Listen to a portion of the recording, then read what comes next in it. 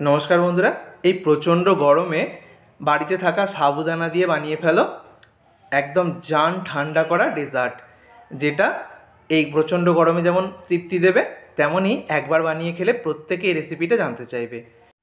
এই রেসিপিটার জন্য এখানে আমি 1 কাপ বড়দানা সাবু নিয়ে সাবুর মধ্যে জল দিয়ে জল পাল্টে খুব ভালো করে সাবুটাকে ধুয়ে নেব। খুব ভালো করে সাবুটাকে ধুয়ে নেবার পর তারপরে আমি জলের মধ্যে ভিজিয়ে রেখে দেবো 1 ঘন্টা।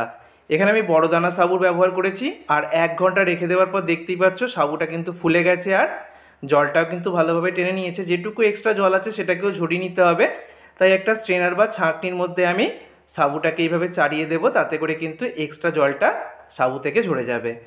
তো এইভাবে এক্সট্রা জলটা আমি ঝরিয়ে নেব। এদিকে আমি কড়াইতে 1/2 লিটার লিকুইড দুধ দিয়ে দিচ্ছি। 1/2 লিটার লিকুইড দুধ দিয়ে করছি, আরও দুধ আমার পরবর্তীতে লাগবে। তো দুধটা এখানে দেখো যখন ফুটে উঠতে শুরু করেছে তখন আমি দুধটাকে নেড়ে চেড়ে দিচ্ছি একটু। এবার আমি দুধের মধ্যে দিয়ে দেব চিনি। অবশ্যই মিষ্টিটা তোমরা তোমাদের স্বাদ মতো নেবে। এখানে আমি 1/4 কাপ চিনি দিলাম। মিষ্টিটা কিন্তু তোমরা অবশ্যই একটু বাড়িয়ে নিতে পারো। এবার আমি নিচ্ছি 10 টাকা দামের একটা গুঁড়ো দুধের প্যাকেট।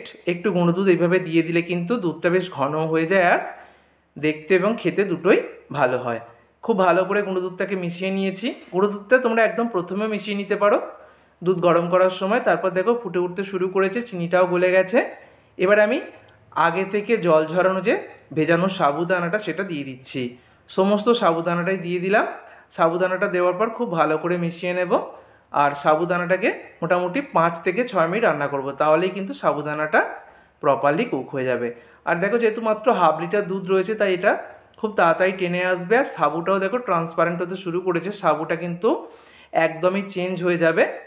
তো এখানে আমি সাবুদানাটাকে মোটামুটি 6 মিনিট মতো জাল করার পর দেখাচ্ছি। দেখো এখানে আমি আরও কিছুটা লিকুইড দুধ দিয়ে দিচ্ছি। এটা হচ্ছে আগে থেকে জাল করে রাখা লিকুইড দুধ। আগে থেকে জাল করে রাখা লিকুইড দুধ দিয়ে দিলাম আমি। এখানে আমি যেরকম তোমরা ঘনত্বটা রাখতে চাও সেই মতো রাখবে। তো দুধটা দেওয়ার পর জাস্ট একবার ফুটে উঠতে যখন শুরু করছে তখন আমি দিয়ে দিলাম খুব সামান্য ফুড কালার। এরকম একটু ফুড কালার মিশিয়ে নিলে দেখতে খুব ভালো হয়। খুব অল্প পরিমাণ দেবে, ফুড কালার তোমরা নাও দিতে পারো, তবে এই ফুড কালারটা দিলে কিন্তু সাবুদানার এই ডেজার্টটা দেখতে খুব সুন্দর হয়। সার্ভ করার সময় কিন্তু খুব ভালো লাগবে। আর দেখো সাবুদানাটা একদম ট্রান্সপারেন্ট হয়ে গেছে। পুরোপুরি ঠান্ডা করে নিলাম। পুরোপুরি ঠান্ডা করে নেওয়ার পর এবার বাড়িতে থাকা বেশ কিছু ফ্রুটস আর ড্রাই ফ্রুটস আমি অ্যাড করব। এখানে আমি আঙুর দিচ্ছি, তারপরে দিয়ে দিচ্ছি পাকা আমের টুকরো, তারপরে কলার টুকরো। তো এরকম পছন্দ মতো যে কোনো তোমরা ফল এখানে দিতে পারবে। আমি যে ফলগুলো দিচ্ছি এগুলো মোটামুটি আমাদের হাতের কাছে পাওয়া যায়। তারপর এখানে আপেল আর বেদানা দিয়ে দিয়েছি। এর মধ্যে চাইলে তোমরা ফলগুলোকে স্কিপ করতে পারো, যে কোনো 1 রকম বা 2 রকম দিতে পারো। তারপর আমন্ডস বাদাম কুচি দিয়ে দিয়েছি। তারপরে আমি দিয়ে দিচ্ছি এখানে কিশমিশ, তারপরে পেস্তা কুচি, আর দিয়ে দেবো চেরি কুচি। এখানে শুধু কাজু কিশমিশও তোমরা দিতে পারো। আবারও বলছি, এটা কিন্তু সম্পূর্ণ যে যার নিজেদের ওপর, ফ্রুটস এবং ড্রাই ফ্রুটস যা যা তোমরা মেশাবে সেটা কিন্তু তোমাদের পছন্দের ওপর। তো আমি খুব ভালো করে এবার ড্রাই ফ্রুটস এবং ফ্রুটসগুলোকে মিশিয়ে নিচ্ছি। আর দেখতেই পাচ্ছ একটু ঘন হয়ে গেছে।